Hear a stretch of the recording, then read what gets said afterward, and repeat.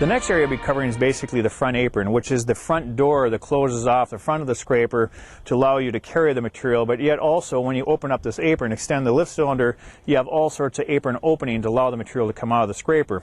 On the I-155TS, the way the cylinder is orientated, basically pivot over this 1.5 inch pivot pin assembly here, the cylinder is opening up to a 57-inch opening from the bottom of the blade to the bottom leading edge of the apron when it's fully open. Yet on retracting it, basically we get it back to a point where we have great pinch-off force pressure to prevent the material from leaking out. So really the hydraulics make it possible. We have a hydraulic manifold system. Now these functions are tied together hydraulically with the push-off.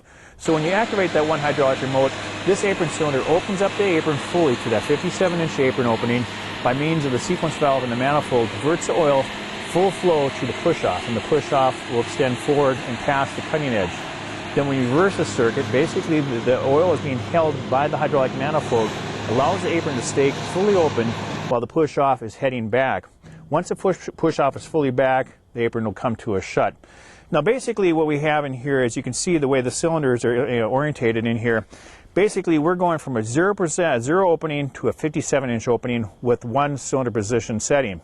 A lot of the rear load designs, what they'll utilize is a jib arm system that comes over the front of the scraper with a mechanical rod grabbing the bowl. Now what happens is when you activate that cylinder, which open up the apron, so simply just have a pivot assembly here, the actuating arm can only come out so far before it wants to try to pull the apron out of the bowl. So they're limited by the linkage system on that. Some of the other competitors basically put the apron cylinders, lift cylinders up front here. A company out of Lubbock, Texas basically utilized a lift cylinder on the front end of this thing, and they have a two-position setting to a point where you have a high opening, but you may still have a 20-inch opening when the apron cylinders are fully closed. Now, if you want to get the apron to completely shut, you have to take the cylinders off, reposition it to low position, but then you don't get the full opening that you really want to get. Ashland, by the way, they orientate the cylinder on the side here, basically gives you a 0 to a 57-inch opening all in one stroke. You don't have to move the cylinder positioning into a high position or a low position.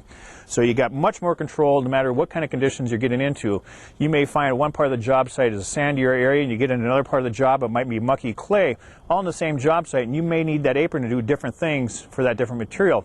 By utilizing the cylinder system here, the way we pivot it open, we give you a large throat opening.